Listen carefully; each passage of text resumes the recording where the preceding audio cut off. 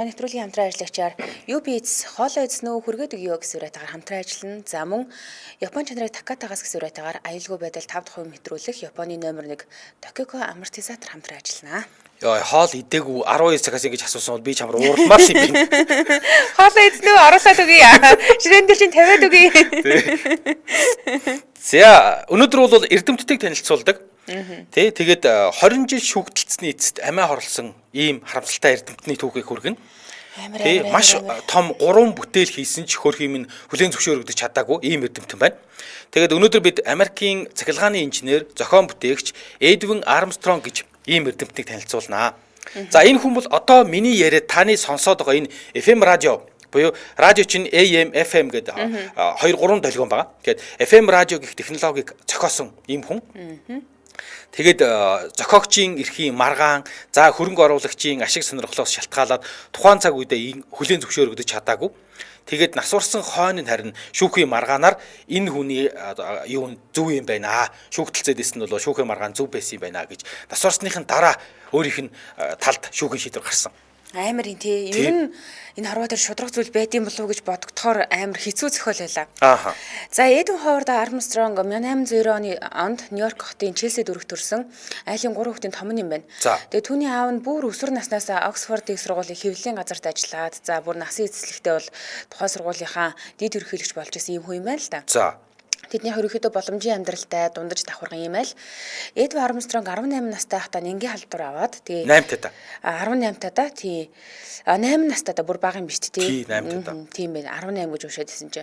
Ингээд бүр жоохон балчир насандаа хэрэг хөвчөнд туссан юм байна. Гэртээ 2 жил хөвцсөн гинэ. За. Тэгээд энэ хооронд гэрийн багш хөлсөө хичээл залгаж исэн юм лээ аав нь. Ааха. За тэгээ 2 жилийн дарааг нь бол эдгэрсэн л гэж энэ л та нэг 10 орчим наснд нь. Гэхдээ энэ бол насан туршдаа юм мэдрэлийн ноцтой эмгэгтэй үлдэх шалтгаан болсон юм байлээ. Ер нь бол ийм нөгөө тарих сэтгцэн эмгэг биш. Гэхдээ нөгөө биеийн мэдрэлийн эд хэсүүдэд өвчин мэдрүүлдэг ревматизм өвчин юм байна л да. За. Хэрэг гэдэг чинь ингээд нөгөө булчин айгуу шархирч өгдөөд идэг өвчнийг хэлдэг гэсэн. Тийм үү. Тэгээд Эдвин Армстронг амьдралынхаа үлдсэн хугацаанд сэтгэлийн хөөрөл за эсвэл зарим тохиолдолд стресс тавтах юм бол хамаг бие үе мөчид ингээд маш их шархирч өвддөг бие махбодын зовиртой им нэгэн болж хувирсан байна. Дөнгөж 10 настайгаас л та. За тэгээд гэртээ хэвтэрд байсан болохоор Эдвин Армстронг мэдээж нийгмээс хөндөрсөн гэр бүлийнхэн за тэгээд нөгөө гэрийн багш нартайгаа л харьцдаг. Тэгээд ер нь бол нэг тийм энээсээ хойш нэг юм зожиг ганцаардмал иймэрхүү хүүхэд болж. Тэгээд аав нь мэдээж хүүгийнхээ хүссэн зүйлийг нь авч өгдөг байсан юм байна. Тэгээд Эдвин Армстронг бага бахта ер нь нэг юм цахилгаан техник, тоног төхөөрөмж ялангуяа одоо хүүхдүүдийн тоглох дуртай нэг өөрөө ингээ явдаг галтэрэг байдаг. Тийм галтэргийг маш их сонирхдаг байсан юм байна. Тэгээд өөрөө бас их өндөрт дуртай. Тэгээд гэрийнхээ дээврийн хонхлыг өөрийнхөө ийм туршилтын лаборатори болгоод тогтжуулаад тэгээд тэнцэнэ ингээд анхны цахилгааны туршилт гэдэг юм уу ийм өөрийнхөө туршилтуудыг хийдэг байсан. Тэгээд сүүлдээ бүр эдгэрээд гайгүй болонгууд хашааныхаа арт талд хашаа дотроо цамхаг бариад нэлээд өндөр цамхаг бариад тэгээд тэр цамхаг руугаа хүнийг дээш нь доош нь тээвэрлдэг ийм лифт шиг ийм сандал нөгөө тий сандал өөрөө бүр зохион бүтээгээд тэгээд тэр сандал дээрээ суугаад ингээд дээшээ тэр цамхаг руугаа гардаг. Ваа, баг сууд гэж хэлж болохоор юм шүү. Тэгсэн тийм байсан юм байна. Тэгээд хуршүүд нь за энэ нөгөө цамхаг нь хизээд одоо ингээд нураад хүн дараад алчт юм бол доо гэж айдаг. Тий тэгээ бүр сүулдэ ингээд чи болооч наа цамхаг чинь нурч штэ. Бид нар ч бас аюултай штэ. Гингууд нөгөөтг нь бүх зүйлийг нарийн тооцоолсоо ямар ч нурахгүй юу ч нурахгүй гэдэг байсан. Тэгээд сүүлд нөхөр тэр нөгөө нэг юм сандлаараа ингээд зөөдөг юм лифт шиг юм зохион бүтээчээд тэгээд дараа нь нөгөө цамхагийнхаа ороод радио антенн байрлуулсан байна. Тэгээд ерөөсөө хүүхд байхаа л ингээд ер нь нэг юм цахилгааны инженер зохион бүтээгч авьяастай нөхөр байж. Эдвин Армстронг 1909 онд Нью-Йорк хотын Колумбийн сургуульд илсэн ороод тэгээд Колумбийн сургуулийн судалгааны салбар нэгж болох Хартли лабораторид профессор Майкл Поппин гэдэг хүний дор судалгаа хийж эхэлж илээ. За тэгсэн чинь түүний өөр нэг багш профессор Джон Маркрофт гэдэг энэ хүн юу гэж хэлдэг байсан гэхээр Армстронгийг сонирхсан сэдвүүдээ л маш анхаарал хандуулдаг. Тэгээ бусад хичээлд ерөөс юм хайхрамжгүй ханддаг байсныг нь хожим дурсаж ярьсан байна л да. Өөрөөр хэлэх юм бол физик тал дуртай, физикээс бусад хичээлүүдтэй баг улааны шахуу ер нь тэднийг тоодгүй анхаардгүй хөхт исэн юм билээ. Нэг зүйл рүүгээ л анхаардаг. Өөрөө дуртай зүйл гэсэн үг л те. Тэгээ Армстронг сургалтын уламжлалт аргыг ерөөхдөө нэг юм эсэргүүцдэг оюутан байсан юм шиг байгаа. Тэгээ философиг шүүмжилдэг, профессорууд болон үе тэнгийнхнийхээ хүртэл бүр ингээд эргэлзэлт нь синхруулж чаддаг. За нэг ясандаа бараг юм нөгөө нэг харизмтай гэж ирдэг шүү дээ. Ийм оюутан байсан гэж хэлж болно. За нэг удаа бүр ингэсэн байгаа. Корнели их сургуулиас одоо амар сургууль шүү дээ. Энэ зочин профессор ирж л дээ. Тэгсэн энэ профессорт аягүй дургу үрээдсэн гинэ. Тэгээ дургу үрээд ангууд нь түүнийг хуурч аваачаа захилгаанд цохиулж исэн. Ийм сахилгагүйч гэж хэлмээр ийм оюутан байсан байна. Тэгээд Эдвин Армстронг онлоос илүү практик чухал шүү гэж маш их онцолдог. Тэгээд ахис төвшил гаргая гэх юм бол ерөөхдөө л математикийн тооцоол загварчлаас илүүтэй та нар туршилт хэрэгтэй гэж оюутнуудад нэлээд өгүүлдэг ийм сурагч байж. За их сургуульд байхдаа радио холбооны үндсэн хэлхээний нэг болох сэргээн дамжуулах хэлхийг зохион бүтээгээд бүр их сургуульд байхдаа шүү. Тэгээд сургуулийн антенны системийг өөрчилж туршилтуудаа хийдэг байсан юм байна. Ингээд Колумбийн их сургуулийн 4 жил донсолгож чихнээс хоох уйсаар хагаад 1913 онд цахилгааны инженер мэрэгчлэр төгсөөд сургуулийнхны чихийн нэг юм амраасан гэдгээ. Яа. Тэгтэл уул нь бол ингээд нэг юм зүгээр л байгаа сургуулийн системээр явдвал шинжлэгч төрлийн нөхөр бай тийм. Тийм ер нь бол реформатор маяг хэлдэг тий. За ингээд төгссөн. Тэгээ эргээд Колумбийн сургуулийнхаа физикийн лабораторид жилийн $600 цалинтай лаборант одоо лаборатори туслахаар томилогдсон юм байна. Сургуулаа үлдчихэж байгаа юм тий. Тэгээд дараа нь профессор нөгөө Пупны удирдлагын дор жилд $1 цалинтай эрдэм шинжилгээний туслах ажилтан болсон. Жилд $1 цалин гэдэг бол Америкт нөгөө нэг бэлэг тэмдгийн хүнийг цалингүй ажиллуулж болохгүй хуулийнхаа дагуу тэгээд $1 л өгнө. Ингээд ер нь Армстронг бол ямар ч цалингүй ажилласан гэсэн үг. За. Юуны профессорынхаа удирдлаганд. Гэхдээ Колумбийн их сургууль дээр албан ёсны бүртгэлтэй ажилтан өөрөө бол $1 цалинтай албан ёсны ажилтан сургуулийн лабораторийг ашиглаад өөрөө бие дагаад судалгаа янз бүрийн хөгжүүлэлтээ хийж болно. Тэгээд тэнд судалсан ажуугаар лабораторид туслана. Тэгээд тэнцэнээс судалж хийсэн зүйлийнхээ патентийг бол харин өөрөө эзэмшинэ. Сургууль тахгүй. Өөрөө $1 цалинтай авчихсан. Тэгэхээр сургуулийн лабораторийг л ашиглаж ийн гэсэн үг л дээ. Тэгвэл одоо энэ чинь Америкт чинь нөгөө нэг манай лабораторийг ашиглаж байгаа учраас бидний өгж байгаа цалин авч байгаа учраас патентаа бол биднэрт өгнө гэдэг чинь тий. Аян тохиолдол эсрэг юм байна. Тий, цалин авахгүйгээр. За ингээд нөхөр бол патент бүтээлүүдээ худалдаж олсон орлогоороо өөрийгөө санхүүжүүлж ингэж амьдралаа авч явдаг байжээ. За сүүлд нь 34 онд профессор Джон Моркрофтыг нас барсны дараа сургуульд профессорын оронтой гараад за ингээд Колумбийн их сургуулийн цахилгааны инженерийн профессор албан ёсоор болсон. За нэг 20 жил цалингүй явсан байгаа нөхрийн хүртэл. 20 жил $1 цалинтай. Тэг өөрийгөө болгоод патентээр зардаг байсан. Тий. Тэгээд ингэж явсан. Тэгээд 20 жилийн дараа нэг профессор цалинтай профессор болсон. За ингээд нас барах хүртлээр бол Эдвин Армстронг энэ профессор гэдэг цолтой Колумбийн сургуулиас профессорын цалин авдаг байжээ. Өстой сони. За. Улаанбаатар хотод 14 цаг 20 минут болж байна. Хэдүүлээ нэвтрүүлгийн хамтран ажиллагчид танилцуулчаа тэгээ өргөжлүүлээ тэгээ. UBS хоолоо эзэн үү хүргээд өгье гэсээрээ та хамтран ажиллаж байна. За хоолоо идээгүй хүмүүсийн ходоодыг хонхолцоолох нь дээ. За ингээд Улаанбаатар хотын одоо үүлэн галтгоо ресторануудыг нэгтгэсэн юм хоол хүргэлтийн app UB Eats байна. Тэ яг үүлэн галтгоо гэдэг нь болохоор хоолны бодит газар биш. Зөвхөн онлайнд байдаг захиалгаар ажилладаг ийм галтгоо гэсэн. Тийм баахан галтгоонуудыг ил нэгтгэсэн гэж хэлж байна. Тэгээ онлайнаар ажиллаж байгаа. За тэгвэл энэ үүлэн галтгоо гэдэг зүйлийн буюу UB Eats-ийн давуу тал нь юу гэхээр офисын өдрийн хоолыг өрсөлдсөн захиалгаар шийдэж сонгосон цагт нь хүргэлт хийдэг. Одоо жишээлбэл манай офисын чинь хориулаа тэгээ ингээ өдөрт 1 цагаас тогтмол орд юм чинь UB Eats рүү хандах юм бол бид нар 1 цагт хоолыг нь бэлэн байлгаж яхах нь шүү дээ. За. Монгол улсын хамгийн анхны үүлэн галтгоо буюу хүргэлтийн галтгоонуудыг нэгтгэж өөр хоолны сонголтуудыг нэг дороос хүргэдэг гэдгээрээ давуу талтай. Бид нар одоо ганцхан газраас хоолоо авахар тэр газрынхаа л менюнд захирагдаад байдаг шүү дээ. Тэгвэл UB Eats тандах юм бол зөндөө олон газар байгаа зөндөө олон өөр төрлийн хоолнууд биднэрт ирэх боломжтой гэсэн үг.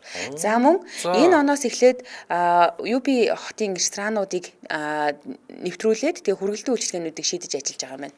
Энд ч ярь найтах гоё юм тий. Одоо хата гадуур явж байхад ингээд нэг юм UB Eats гээд бичигтэй юм дөрвөлжин хайрцаг барьсан тэгээд юм ногоон мопедонод яваад байгаа залуучуудыг анзаараагүй юу? Үгүй.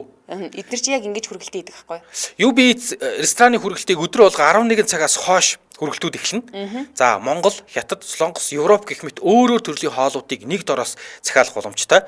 Та өдрийн хоолоо, оройн хоолоо юу идэхээ шийдэг байгаа UB Eats-ээс ороод ингээд дуртай хоолоо захиалаад хүргэлээд авчна.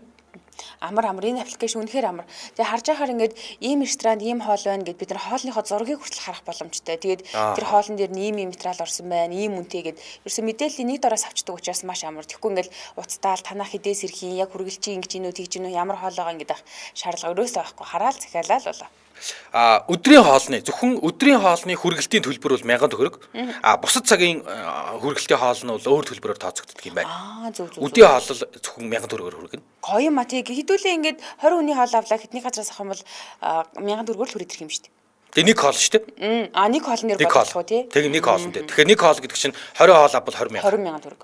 Тэгээ нэг хоол захиалах нэг хүнээс 1,000 төгрөг. Өдрийн хоолн дээр шүү зөвхөн. Тий зөвхөн өдөр. За ингээд UB-д урамшуул гэж байгаа юм байна лээ. Энэ яа гэхээр UB-ийг шинэ хэрэглэгчийн урамшуул зарласан байгаа. Тэгэд та эхний захиалгаа хийгээд 8,000 төгрөгийн эрхийн бичиг авах боломжтой болсон байна. Тэгэхээр яг одоо аппликейшнээ татаад хоолоо захиалж хүргүүлэх боломжтой. Одоо нэг 30,000 хоол захиалаа гэж бодоход л 8,000-ыг хасчихаар 22,000 төгрөгөөр хоол юм гэсэн.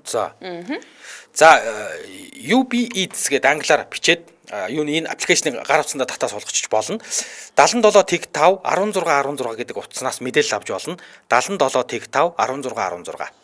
За баярлалаа. UB Eats гэдэг аппликейшнийг татаарай. Манай нэвтрүүлэгтээ UB Eats хоолоо эзнүү хүргээд өгье гэсээрээ дагаар хамтран ажиллаа. Баярлалаа.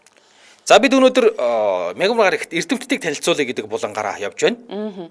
Өстө харамсалтай юм болох гээд байна да. За одоо ингэсэн 1913 он болж байна л доо. 1913 оноос эхлээд Армстронг өөрөө судалгаагаа сайтар баримтжуулсан цуврал үзүүлэн баримт бичгүүдийг хамт ингээд бэлтгээд тэгээд сэргээн дамжуулах хэлхээний патент авч зохиогч эрхээ хамгаалах хүсэлт гаргажээ. За одоо энэ чинь өөрийнхөө хийсэн одоо юуны ажлын патентаар л өөрийгөө зогоогоод байгаа штэ амьдарч байгаа штэ хөрх юм.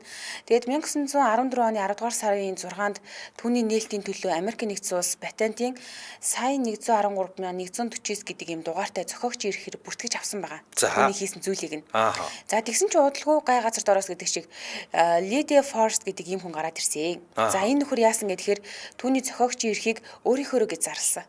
Тэгэд би анх Америк нэгдсэн улсын холбооны цахилгаан мэдээний компанид ажиллаж байхдаа бүр 1912 оны 8 дугаар сарын 6-нд нас сэргээн дамжуулах хэлхийг чинь зохион бүтээсэн байсан гэж маргаж байгаа. За булаацалж байна. Патент. За ингэсэн чи бас 1915 оноос эхлээд Эдвин Армстронгийн патентын албанд дийлгэсэн материалуудтай яг адилхан хуулбарсан хэлхээний зураг бүхий одоо юм хит хитэн патентын мэдүүлэг гараад ирж байна л та. Тэгэд үүний үр дүнд яасан гэсэн хинэн ахтагч болох маргааныг шийдвэрлэхийн тулд патентын алба хөндлөнгийн ийм сонсгол хүртэл хийхээр шийдсэн байгаа.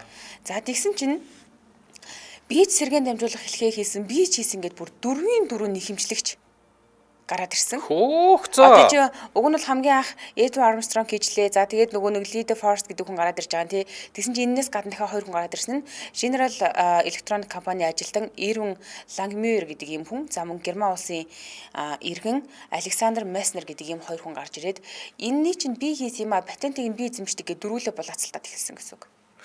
Тэгээд за ингээд дэлхийн 1-р дан эхэлж байна. Дэлхийн 1-р дан эхлээ ингээ нөгөө шүүхийн маргаан дээр явж байсан чинь Эдвин Армстронг цэрэг татагдсан. За мэдээж физикч мэрэгчлэлтэй хүнийг дохио мэдээний корпуст хуваарлаад ингээ тэндээ дэлхийн 1-р даныг алпаасан дайны үед 1-р дан дуусаад Армстронг, Пенни, Дэвис, Мартин, Эдмондс гэдэг ийм хүмүүсийг буюу хуульчдыг бүр бүтэн баг хөлсөлсөн байгаа. За. Бүр хуульчдын баг хөлслөөд патентын хэрэг дээр өмгөөлөгчөөр ажилласан. За ингээд өмгөөллийн зардлаа санхүүжүүлэхийн тулд хашир болохоор нөгөө сэргээн дамжуулах сүлжээнийхээ патентыг зарим радио төхөөрөмж үйлдвэрлэдэг ийм жижиг компаниудад олгосон. За ингээд эдгээр компаниуд патентыг нь цааш дамжуулах эрхгүй зөвхөн өөрсдийнхөө бүтээгдэхүүнд ашигланаа. Үйлдвэрлэлд хэрэглэнэ гэдэг гэрээтэйгээр ингээд ашиглаж эхэлсэн. 20 оны 11 дугаар сар гэхэд 17 компани сэргээн дамжуулах сүлжээний ийм лицензийг авцсан байсан юм байна. Энэ хүнээс Эдвин Армстронгоос. Тэгээ ингээд лиценз эзэмшигчид борлуулалтынхаа орлогын 5%-ыг одоо патент эзэмшний төлбөр гээд Эдвин Армстронгод төлд юм байна л да.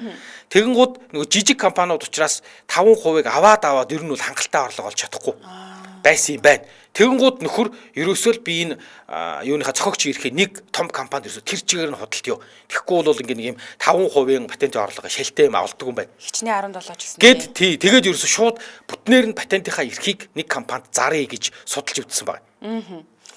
За тэгсэн түүний амьдралдаа энэ Америкийн радио корпорац гэдэг энэ корпорац бүр нэлээх орооцолтноо. За патентыг энэ Америкийн радио корпорац гэдэг энэ газар маш их сонирхож ирсэн юм байна. За Тэгээ 1920 оны 10 дугаар сарын 5-нд Эдвард Армстронгийг патентэнд нь Westinghouse Electric and Manufacturing гэдэг ийм компани $335,000 төлөе гэж санал тавьсан юм байна. За тэгээ мөн сэргээн дамжуулах сүлжээний патент дээрээ нэмээд супер гетеродин гэдэг ийм патентын арилжааны эрхийг өгчих юм бол чамд ерөөсөө $200,000 нэмээд буюу нийтдээ $535,000 чамайг болгоод өгье гэдэг ийм саналыг хэлж байгаа байхгүй юу. Тэгээ 1920 оны 11-р сарын 4-нд энэ 8 хийгдсэн. Буюу тэр нөгөө Америкийн радио корпорацид худалдсан гэсэн үг.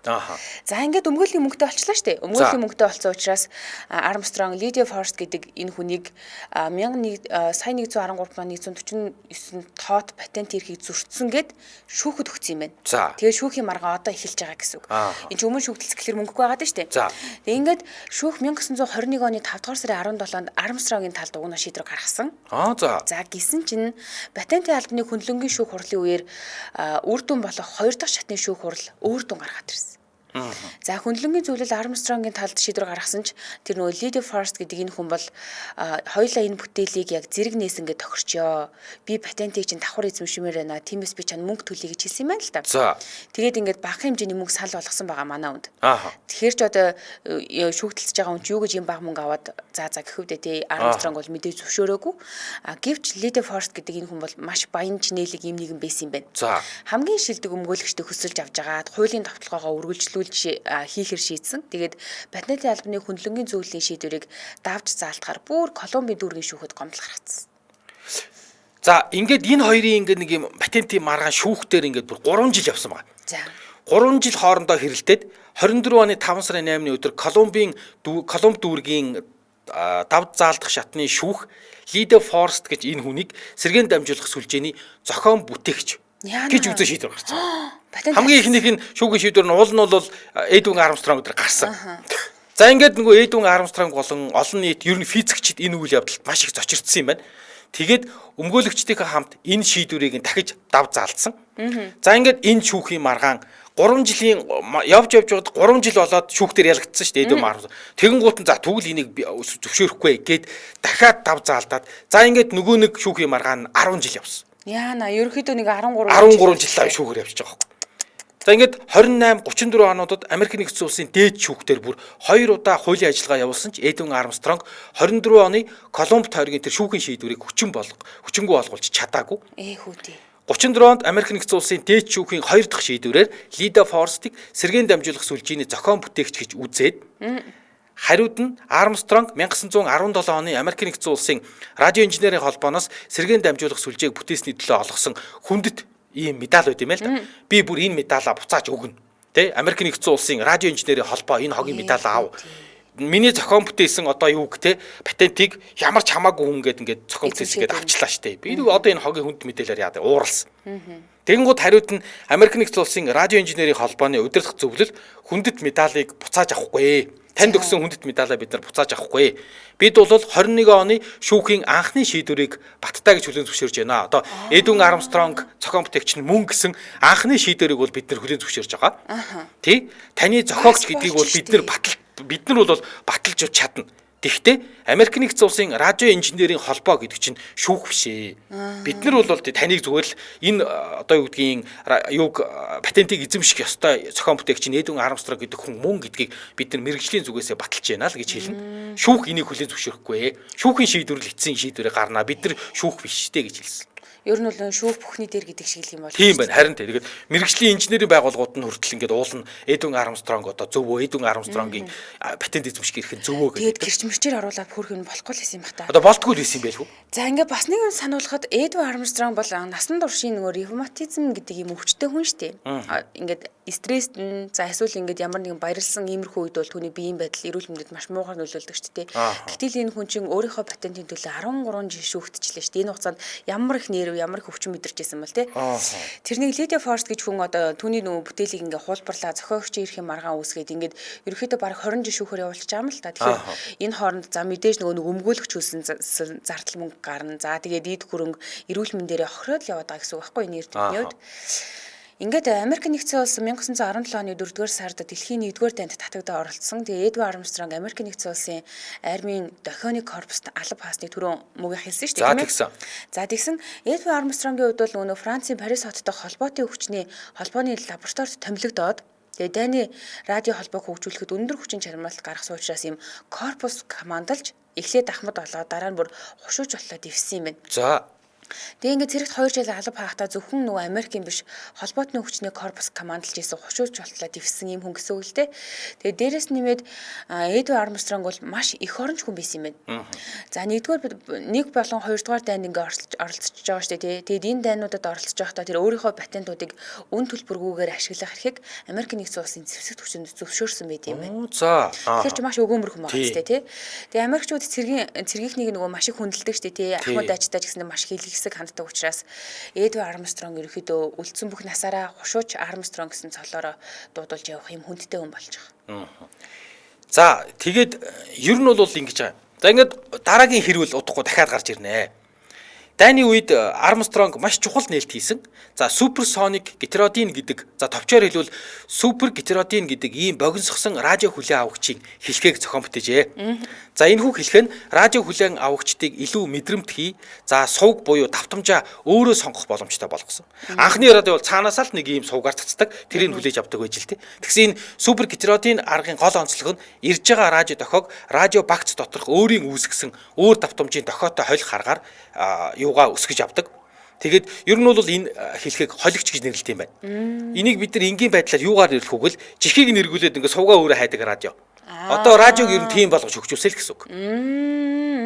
Одоо бид нар ч нэг хэсэг ингээд FM радиог юу гэдэг юм бүр 90-дээс эхлээл одоо ч гэсэн ингээд сольж байгаа сувг сольж байгаа. Тэгтээ жихийг нэргүүлдэг. Тэгээ сувгаа солиол ингээд сувг хайгаад байдаг. Тэр жихийг нэргүүлж сувг сольж хайдаг радио гэсэн үг л дээ. 19 онд Армстронг Америк нэгдсэн улсын патентын албанд супер гетеродин хэлхээний патент авах өргөдөл гаргаад 20 онд ууланд патент авчээ. За энэ патентыг дараа нь Westinghouse-д $200,000 шууд бүтнээр нь зарсан байна. Өдрөөний 330-тай нийлүүлээд 535 болж байгаа тий. Тийм үү. За тэгсэн дэлхийн 1-р дайны үед хамт байсан нөгөө нэг Парист холбооны радио холбоог хөгжүүлэх чиглэлээр ажиллаж исэн Францын инженер Люсьен Леви гэдэг ийм хүн гомдол гаргасан байна. Яа бас хин гараад ирвэ. Энэ наад Эдвард Армстронгийн бүртгүүлсэн патентийг би бас эзэмших ёстой. Яаж байгаа юм бол гэж дахиж хүүхэд гомдол гаргасан. За. Юунд нөгөө патентын албанд. Тэгээ ингээд Парисын холбоо дохионы корпуст Эдвард Армстронгийг Америк нэгдсэн улсын зэвсэгт хүчин миний бүтээлийг үнэгүй эзэмш ашиглагаар ингээд Америкуудад ирж байгаа хооронд нь эсрэг талд нь Францад Люсьен Леви гэдэг нөхөр 17-18 онуудад супер гетеродин хэлхээний патентыг Францад бүртгүүлсэн. Ямар тэнэг юм бэ? Ингээд юу айтсан байгаа. Францад бүртгүүлээд Америкт бүртгүүлсэн. Йоо ямар зарим хүмүүс ямар муха балиар санаатай юм бэ? Гэхдээ одоо тэгэл эн чинь хүн штэ. Ер нь бол Йоо ямар тэнэг юм бэ? За тэгсэн ингэнэ Люсьен Леви сайндаа ч ерөөхдөө тэр патента Америкийн цахилгаан холбооны AT&T гэдэг юм компанид зарах болсон учраас Эдвард Армстронгийг шүүхэд өгсөн тэр байсан юм байна. За. Хүний патентыг авангуудаа зарах гэдэг энэ өстой бас муухай юм аа. Тэгээ 1928 онд Колумбийн дүүргийн тэр өнө давж заалгах шатны шүүх байгаа шүү дээ тий. Тэгээ энэ шүүхээс Армстронгийн патентийн бүх 9 нэхэмжлэлийг хүлээн зөвшөөрөөгүй. Тэгээ нэхэмжлэлийн 7-г нь Люсьен Левид тус бүр нэг нэхэмжлэлийг General Electronic-ийн Ernst Alexanderson гэдэг энэ хүнд за Bell лабораторийн Bertrand Kendall гэдэг нарт ийм хүмүүст олгосон юм байна. За одоо 9 нэхэмжлийн гэсэн үг шүү дээ тийм ээ. Харин 1928 онд шүүхийн шийдвэр гарахаас хамаагүй өмнө буюу 1920 онд Эдвард Армстронг 1913 онд тэр сэргээн байгуу дамжуулах хүлээн авахчаа үзүүлээд танилцуулж байсан Америкийн радио корпорац гэдэг бидний амьдралд аягүй холбогдно гэж яриад байсан шүү дээ. Энэ корпорацийн дэд захирал Дэвид Сарнофт хандангуудаа супер гетеродины илүү сайжруулсан хөлбөрийг санал болгосон байна. За тэгсэн чинь тухайн үед буюу 1920-21 оны орчим Армстронг Леви нар одоо патентын маргаантай тэгээ шүүхээс эцэслэн аль нэгэн зохиогч эрхийг баталгаажуулаагүй өсрөө учраас маргалдагч талууд аль аль нь супер гетеродон гэдэг энийг бол чөлөөтэй ашиглах юм хэрэгцүүн заалттай л тухайн үед байсан юм байна л да. Хин нэгнийх нь шийдвэр гарах хүртэл бол тэрийг бол ашиглаж л байх юм байна. Тэгээд энэ анхны супер гетеродин гэдэг иж бүрдэл болохоор маш төвөгтэй, үнэтэй, олон төрлийн түүхийн материал ордог байсан юм байна. Тэгээд ингээд Армстронг Америкийн радио корпорацийн инженерүүдтэй хамтраад илүү энгийн зардал багтаа ийм загвар боловсруулалт зохион бүтээж гаргасан. Америкийн радио корпорац 1924 оны ихээр Америкийн зах зээлд радиола гэдэг ийм супер гидродын иж бүрдэл радио хүлээн авахч нэвтрүүлсэн. Одоо ингэ толгойтой байх гэхээ өөр юм а тий. Харин тий. Тэгээд энэ хүлээн авахч буюу одоо манайхаар бол радио юуэсээ худалдаанд гаргасан байна. За ингээд энэ нэвтрүүлсэн радио бол маш амжилттай болсон. Америкийн радио корпорацийн ашгийг эрс нэмэгдүүлсэн. За энэ радио хүлээн авахч бол тухайн цаг үедээ бол маш үн цэнтэй хамгийн супер дэвшилтэд бүтээгдэхүүн байсан. Ингээд Эдвин Армстронг энэ патентан Америкийн радио корпорацид $200,000 дээр нэмээд корпорацийн 60,000 ширхэг хувьцаагаар зарсан байгаа. Дараа нь зөвлөх үйлчилгээний төлбөрийг мөн хувьцаагаараа аваад одоо өөрөө ингэ зөвлөгөө өгч тэр корпорац наатаа ингэж ажлаа сайжруул гээд. Ингээд Америкийн радио корпорацийн 80,000 ширхэг хувьцааг бас нэмж авсан. Зөвлөх үйлчилгээнийхээ хөлсөнд. За ингээд Армстронг Америкийн радио корпорацийн хамгийн том хувьцаа эзэмшигч болсон. Энэ бол 1928 онд патента Юсен Левид алдгаас өмнө болсон үйл явдал. Энэ хоёр чинь нэг 2021 оны үед маргаантай байгаа шүү дээ.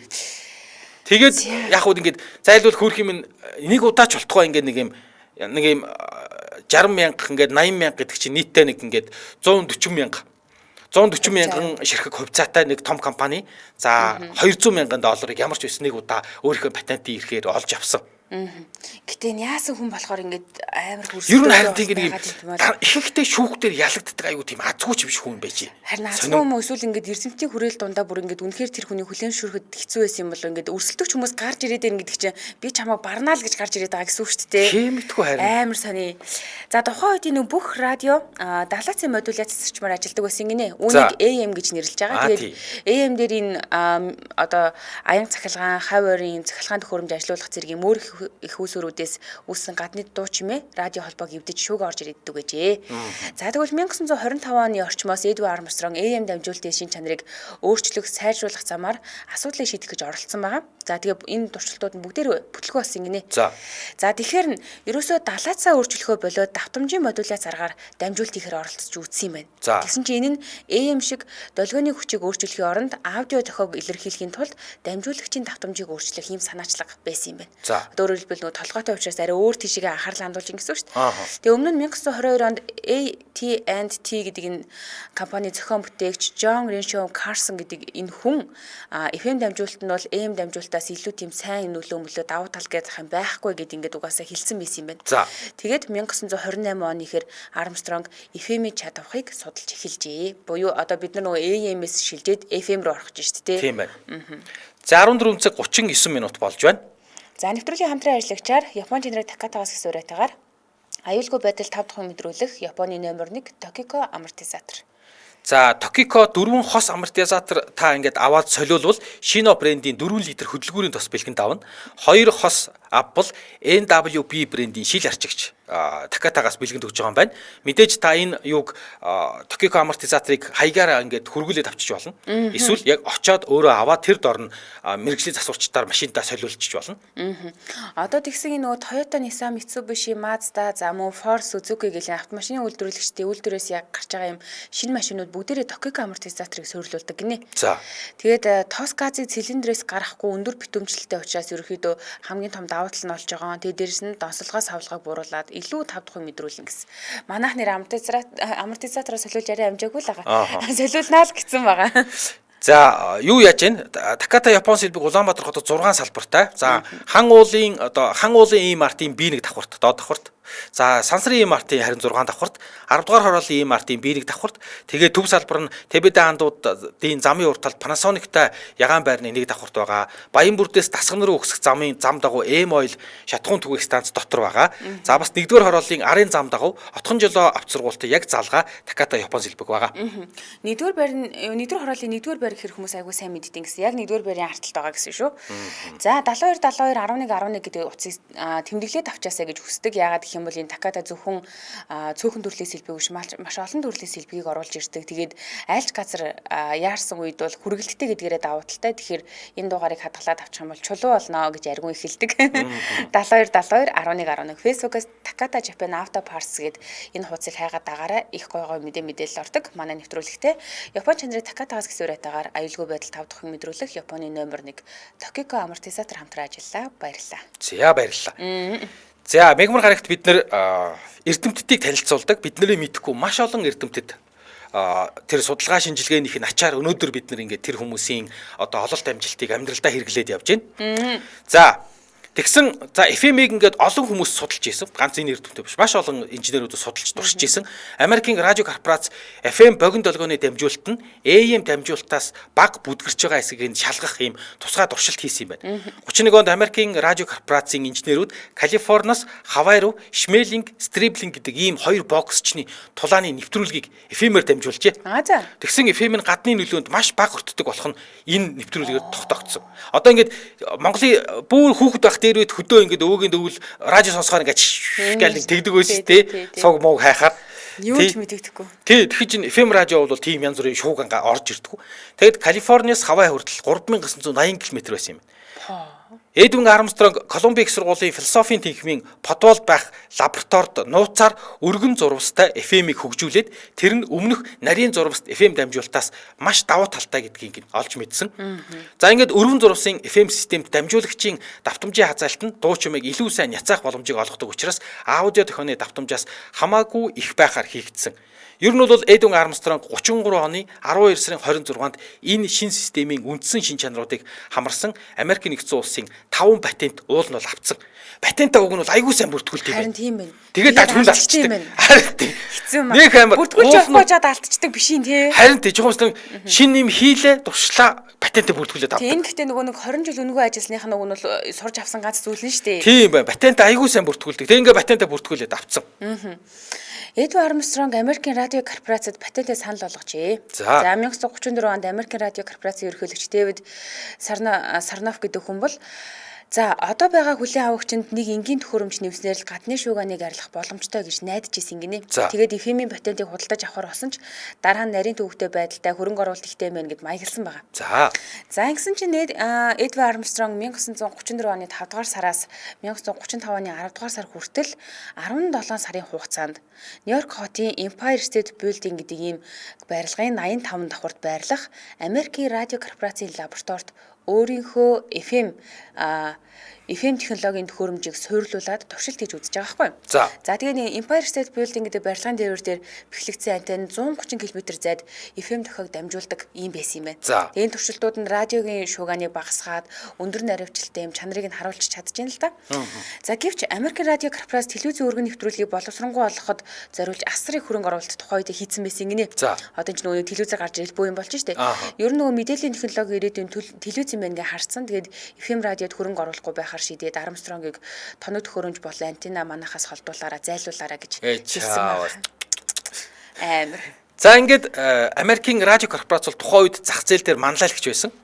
Маш том харилцаагч хөрөнгө оруулагч алдсан Армстронг ер нь бол өөрийнхөө бүтээлийг санхүүжүүлэхийн тулд Zenith, General Electric гэдэг радио салбарын жижиг тоглогч компаниудтай нөхөр уулзсан байна. За ингээд FM радио өргөн нэвтрүүлгийн ирээдүй гэж өөрөө ингээд нөгөө нөхдүүдэд ойлгуулахын тулд нотлохын тулд 36 оны 6 дугаар сард Америк нэгдсэн улсын холбооны харилцаа холбооны комиссийн төв байранд өөрийн шинэ системийн талаар аль биесний танилцуулга хийжээ. За эхлээд ердийн AM радио ашиглаад жаз хөгжим бүхий пянс тоглуулсан байна. За дараа нь одоо дараагийнх нь энэ. За одоо миний танд хэлцүүлэхэд FM шууд дамжуулалт хийж сонсгосон. Тэнд байсан хүмүүсийн дотор United Press гэдэг агентлагийн сурвалжлагч байсан юм байна. Тэр сурвалжлагч ингэж бичсэн байгаа. Танхимд байсан 500 гаруй инженерүүдээс бүрдсэн үзэгчид хэрвээ нүдэ ансан л бол тэр өрөөнд жаз хамтлаг хамт байж байгаа юм шиг тийм гоё цэвэр чанартай дуурсан. Гэтэл тэр заалан дотор жаз хамтлаг байгаагүй. Хол байсан. Тэгээд тэр жаз хамтлагийн долгионыг шууд аваад ингээд шуудаа дамжуулсан. Гой цэвэрхэн дамжуулж ирсэн. Ямар ч гадны нөлөө шуугаан байгаагүй гэж бүр гайхширж ирсэн. За гэтэл Америк нэгдсэн улсад 30-аад оны нөгөө их хямрал нүргэлцсэн. Яг ингээд гоё хүлэн зөвшөөрөгдөө тий өөрийнх нь зохиосон энэ фильм долгион бүр ямар хэцүү цаг үед туулд юм бэ нэрээ. Тэгээ ингээ яг ойлгуулад ирж исэн чинь Америкт хямрал нөхлөл. Тэгээд ингээд их хямралын үед AM радио ингээд Америк таяр ингээд зарагдсан. Тэгсэн AM радиог одоо FM радио бол хамаагүй гоё цэвэрхэн дугуурт юм байна гэдгийг бүгдээрээ ойлгоцсон ч гэсэн AM радиог халаад дахиад FM радио болгохын тулд хэдэн тэрбум доллар зарцуулах юм байна. Айл болгоно нөгөө AM радио гаргаж хайчаад дахиад FM радио авдаг хүлээ авдаг төхөөрөмж авах нэ. Тэгэхээр эн чинь бол нөгөө AM радионууд чинь хүлээ авах хэрэггүй хогнууд болох нь маш их зардал гарах нэ. Эдийн засаг ийм хэцүү байна гэдэг ингээд тэр төслийг нь тоогоог байна. Хайц. За Армстронг жижиг радио станцуудтай хамтран ажиллаад патент ашиглалтын төлбөрөө болгоод орлогынхаа 2% авч яхаар эмгэрээсэн юм байна л да. За. Тэгээ 1940 онд Америк радио корпорац Эдвард Армстронгд танд $1 сая санал болгоод түүний FM-ийн патентыг ашиглах лиценз өгөөч гэж гуйсан юм байна. За. 1940 онд ч одоо энэ нөгөө хямрал гайгүй болчлаа. За. Гэхдээ орлогын 2% гэж бол байхгүй шүү гэсэн байгаа. Тэгээд Эдвард Армстронг энэ саналыг сонсонгуудаа бусад лицензтэй компаниудын хажууд бол энэ бол маш шудраг бус үйлдэл олно гэж үзээд борлуулалтынхаа 2% лоялти төлөх нөхцөлтэйгээр гэрээ хийвэл хийя. Энэ ч нөгөө жижигүүдээс нь 2% авчингуудаа томд нь 2% авахгүй зүгээр $1 сая өгч болохгүй шүү дээ. Энэ шудраг байна. Шудраг бус гэж үзсэн. За тэгэхээр Америк радио корпорац өөрийн FM системийн судалгааг удаан хугацаанд хийж хөгжүүлээд Армстронгийн патентыг ашиглахгүйгээр FM хийж чадсан байгаа. Бас л нэг хэцүү сорилт шүү дээ тий. Амар хэцүү зүйл гэсэн үг.